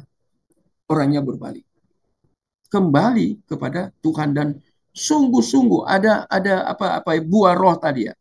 Buah Roh Kudus itu. Ada karpos. Bukti-bukti karpos itu ada. Yaitu Matius pasal 7. Lihat dari buahnya kata Yesus. Karpos kan? Nah itu. Waktu Yesus katakan itu Roh Kudus belum turun konteksnya. Itu terkait dengan orang Yudaisme yang berbicara, aku menyembuhkan, aku melakukan semua. Tapi Yesus bicarakan itu pada akhir. Di bagian ayat-ayat pada akhir. Itu kan eskatos, kata Yunani yang muncul. Akhir zaman. Kemarin saya singgung itu ya. Kapan akhir zaman mulai? Nah itu kita juga harus hati-hati. Ya. Jadi kita lihat. Nah itu jawaban saya yang singkat, sederhana. Ya. Teman-teman lain mau tambahkan, nggak apa-apa. Kita saling menolong. Ya. Makasih ya Pak. Bagaimana Bu Marta? Puji Tuhan agak terlegakan sedikit sih Pak. Soalnya itu apa ya Pak, pergumulan juga sih dalam hidup kayak kita tuh berharap saudara kita itu jangan sampai dalam artian kalau nggak saya mau beri gitu. contoh ekstrim, ini bicara pergumulan dan memang betul. Waktu ini saya dengar jawaban Bapak itu jadi hiburan juga sih sama saya. Makasih ya Pak ya. Ya, adik saya nomor 2, dia menikah dengan orang Muslim, punya anak. Jadi saya di dalam keluarga saya tertua dari 7. Yang nomor 2 ini nakal. Dia itu tangannya ini kiri kanan silet, semua silet. Bapak Ibu tahu kalau tangan ini tinggal di kota Surabaya kami. Silet, pergaulannya membuat dia silet dan dia hisap darahnya. Ini bukan narkoba, ini morfin. Mahal tuh morfin. Karena ini adik kandung saya satu rumah. Dia menjadi linglung, ya. Otaknya terganggu, ada syaraf-syaraf yang putus. Dan kalau ngomong sudah apa ya? Orang Nado bilang gagu, ini ada Pak Denny di sini gagu, itu apa putus-putus enggak lancar. Dulu sebelum dia konsumsi heroin itu, dia ngomong seperti saya ngomong lancar.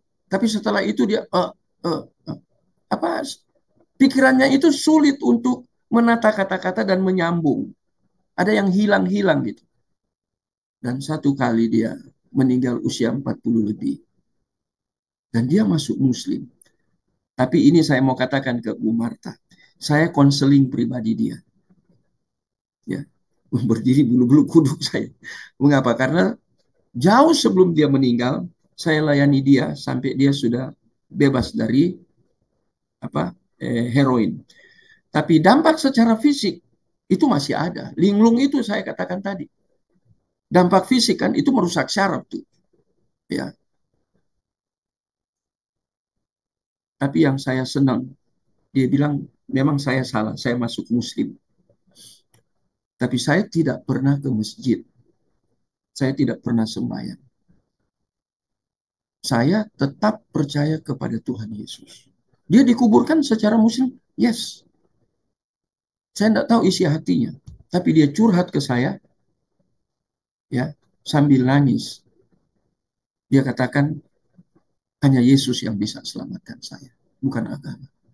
Saya tidak beragama Kristen lagi. Saya ikut istri saya. Tapi saya tetap percaya Yesus sebagai juru selamat. Mati, saya antar dia ke kuburan. Dia tidak tinggal, istrinya kan orang luar kota, tapi mereka di Surabaya.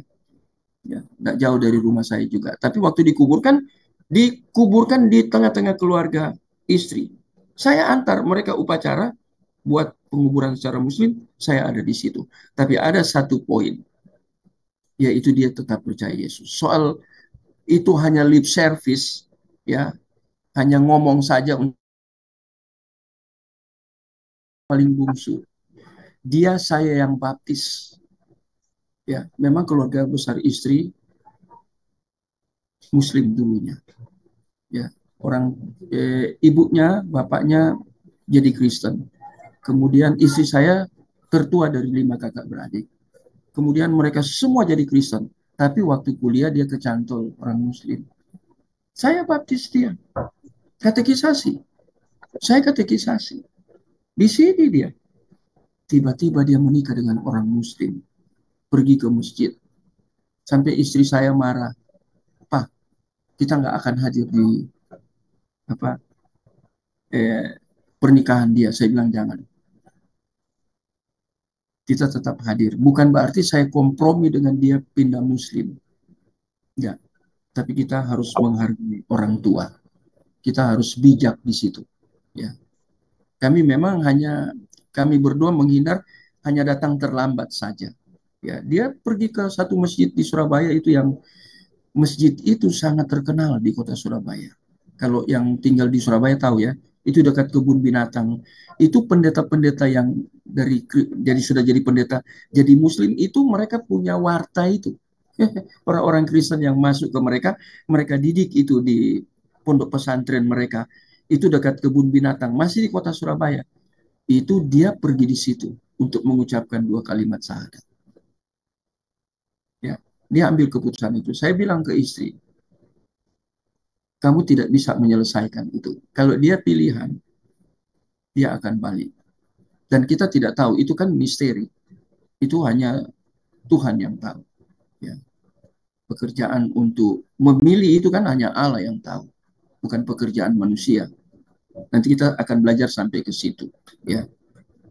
Tapi itu contoh ekstrim yang saya beri. Adik saya sendiri, adik istri saya seperti itu. Adik saya, dia ngomong seperti itu, saya yakin. Ya, secara manusiawi lah. Sebagai hamba Tuhan, sebagai pengajar, saya yakin dia nangis. Itu dia sungguh-sungguh masih percaya. Cuma dia beragama Islam. Kalau kita mau bicara seperti ini, banyak sekali contohnya ya. Ada banyak contoh seperti itu ya. Orang yang bajunya Muslim, ya, tapi sebenarnya hatinya sudah Kristus. Karena sikon tertentu kadang mereka belum dewasa sehingga mereka belum bisa bayar harga.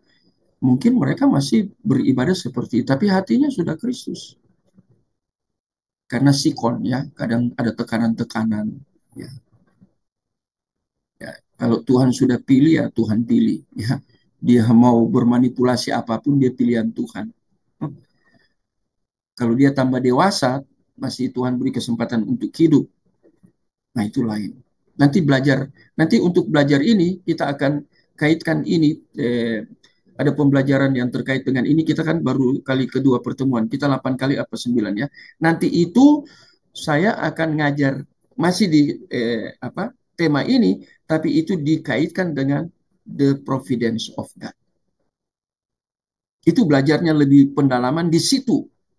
Itu bagaimana Allah memelihara. Kata the providence of God, saya beri gambaran sedikit ya sebelum akhir ya. Kata the providence of God itu artinya Allah pelihara. Mengapa Allah pelihara? Banyak orang nggak ngerti teologi ini ya.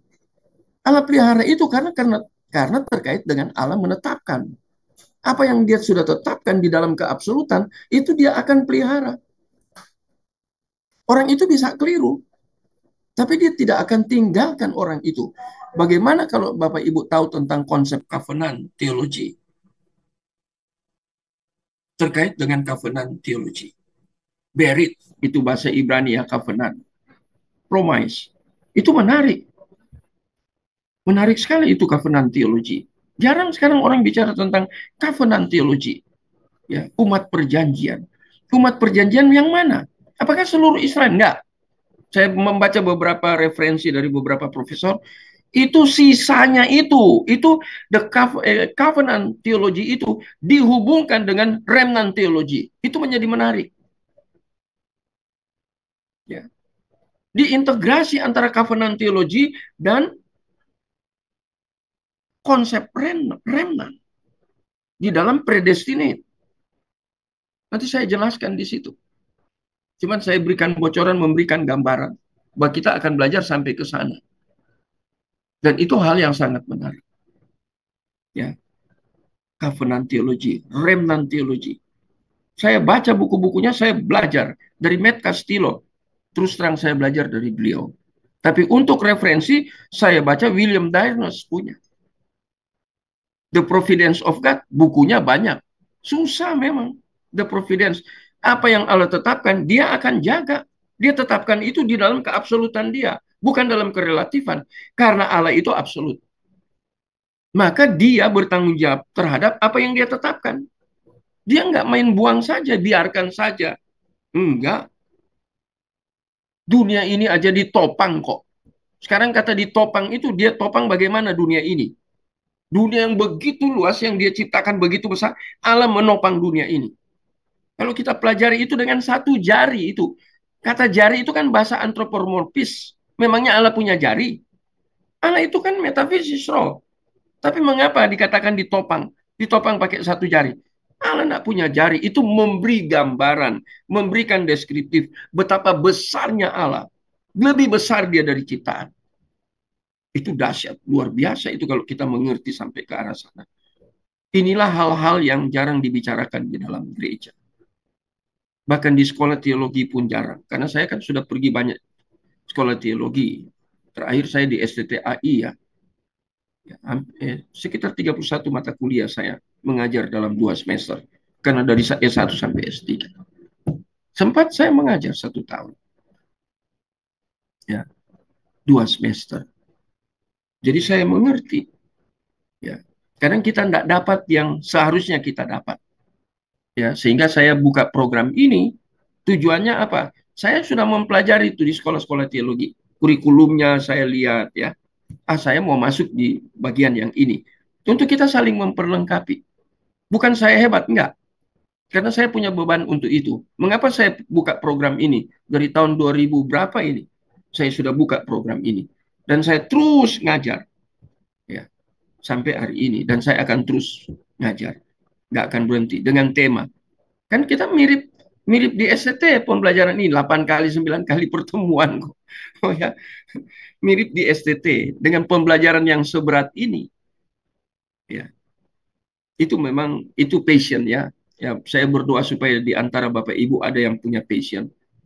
Ya, seperti saya, bahkan melebihi saya. Itu doa saya, apalagi yang teman-teman masih muda ya. Puji Tuhan kalau itu ya, kita harus estafet ya, murid memuridkan. Itu terus berjalan, itu matetes, itu harus berjalan. Sampai Tuhan Yesus datang kali yang kedua. Itu harus, itu prinsip. Ya. Jadi ini menarik bagian ini ya. Padahal hanya 2 slide. Kalau kita masuk di sini, ini penuh dengan bahasa Yunani semua ya. Kita sudah akan masuk di sini. Saya janji, tapi rupanya susah ya. Karena harus menjelaskan di sini ya. Itu ada kata, lihat ya. Saya tunjukkan aja ya. Supaya kita terangsang. Termotivasi untuk minggu depan kita ketemu. Kita mulai dengan rencana ini ya. Kata pro itu sebelum. Ya. Itu kata pro, itu tentang anugerah ini ya. Itu ada kata kerja protitemai. Itu kata kerja, kata bendanya. Ini saya harus jelaskan semua ini. Protesis. Makanya di awal ini ditulis kata pro. Pro itu sebelum. Nah ini harus jelaskan semua. Ada kata benda, kata kerja. Ada akar katanya. Wah, menarik ini, ya. Ini semua ada di sini, ya. Minggu depan saya ajarkan ini, ya. Protesis. Apa itu protesis? Ini ketetapan. Karena anugerah. Anugerah itu terkait dengan ketetapan. Nggak bisa anugerah itu berdiri sendiri. Itu orang banyak berbicara anugerah, dia tidak mengerti bahwa anugerah itu sudah ditetapkan dulu. Anugerah dan ketetapan itu dua konsep yang tidak boleh diekstrimkan salah satu. Itu harus diintegrasi. Itu menarik. Ya, saya tidak jelaskan itu secara mendalam, tapi saya memberi gambaran bahwa minggu depan kita akan belajar ini. Banyak sekali bahasa Yunaninya di sini. Ya, ya ini ya. Lihat Bapak Ibu ini ya. Proteis. Itu ayat-ayatnya ada semua. Roma itu. Ya. Ginosko. Dari proginosko. Nah, ini ya, dua kata Yunani ya. Saya ngajar bahasa Yunani kan, saya ngajar eksegesis itu, tapi PL ya. Hati-hati dengan ya pemenggalan-pemenggalan seperti ini ya. Ya, proginosko. Ya. Mengenal, tapi sebelumnya. Sebelumnya itu, tensisnya itu, bentuk waktunya kapan Allah kenal kita sebelumnya. Oh, itu menarik. Ini kita belajar serius seperti ini ya. Memang gunakan bahasa, terpaksa saya harus gunakan bahasa Yunani. Kalau saya gunakan terjemahan nggak jelas. Saya harus eksegesis ini. Saya janjikan kemarin itu mau eksegesis ya. Tapi ini pun nggak eksegesis murni karena saya tidak menaruh bentuk waktunya, tense-nya atau tensisnya saya tidak taruh. Kata pro itu sebelum, tadi di atas, kata kunci itu sebelum. Kemudian tambah ginosko. Ini mengenal. Mengenal bagaimanakah? Nah, nanti saya kemudian munculkan di sini di dalam kata mengenal di sini ada secara kognitif itu oida. Nah, itu ada ayat-ayatnya. Ya, Roma 8 ayat 29, Roma 11 ayat 2 ini contohnya ini ya. Nah, sedangkan ginosko itu mengenal secara intim. Nah, itu menarik. Inilah pembelajaran kita. Minta maaf kalau saya agak mengajarkan hal yang seperti gini ya. Ya, sulit. Karena sudah pakai bahasa. Ya. Sulit. Banyak sekali ini nanti muncul semua di sini ya. Nanti kita belajar ya. Orizo. Ada pro orizo. Bagaimana dengan pro orizo? Kata kerja. Orizo ini. Ini ya, menarik ya. Kemudian ada kat eklogen protesis. Bagaimana dengan ini? Nah, minggu depan ini kita sama-sama belajar. Saya beri gambaran bahwa kita akan makin belajar, kita akan masuk di dalam tingkat kesulitan tertentu ya. Nah, tadi aja sudah susah tentang Tritunggal terkait dengan soter itu kan jarang diajarkan ya. Tapi saya berikan buktinya ya. Bukan soal kembali ya. Kadang kan orang terganggu soal Kelvin, soal Arminian. Kadang terganggu orang. Saya ngerti. Karena saya pengkhotbah kan. Begitu saya bilang bukan soal itu. Kalau Kelvin salah, dia bisa salah. Kita katakan salah. Tapi kalau dia benar, bukan karena dia benar. Karena dia, Roh Kudus pimpin. Memberikan potiso untuk dia mengerti firman Tuhan secara tepat. Kalau Arminian benar, Arminian. Ini bukan soal Kelvin Arminian. Ini soal kebenaran firman. Itu kan. Bagi saya itu. Saya orang Injili kok awalnya. Karena dari sekolah teologi Injili. Kemudian saya masuk ke Reform, saya belajar. Saya belajar juga dari Pak Bambang, dari Ortodoks. Saya pelajari Pak Daniel, Romo Daniel ya, Biantoro. Saya orangnya terbuka, orang namanya orang mau belajar. Tapi saya harus pakai apa? Filter. Supaya yang tidak biblikal ya saya harus, maaf, nggak bisa masuk. Kalau nggak, saya kena virus. Yang keliru kita telan mentang-mentang, nggak bisa. Ini soal kebenaran absolut kok. Bukan berarti saya paling benar, bukan. Ya bisa salah, tapi tetap kita harus berjaga-jaga. Pakai filter kalau belajar seperti ini. Jangan main telan. Ya, mengerikan itu, berbahaya itu. Suara saya makin hilang ya. Karena dari tadi saya mengajar kelompoknya, ini ada mahasiswa yang ikut ya. Rida ya, mungkin ada yang lain juga yang ikut ya. Nah, jadi minggu depan kita akan masuk ke bagian itu ya. Ada 3-4 poin kita akan bahas habis-habisan ya. Tapi maaf, saya mau katakan jujur, harus pakai bahasa asli. Supaya makin dalam, makin jelas. Ya, kita tidak ada di wilayah abu-abu atau hanya di kulit saja untuk penjelasan. Saya bukan orangnya seperti itu. Lebih baik kita susah untuk belajar kebenaran daripada kita hanya menggampangkan. Ini kebenaran absolut loh. Ya, menggampangkan. Saya nggak mau. Tapi bukan berarti saya sempurna. No, bukan berarti itu. Saya mau tekankan itu berkali-kali. Ya. Saya pikir kita cukup sampai di sini ya. Anak saya belum pulang dari Siloam.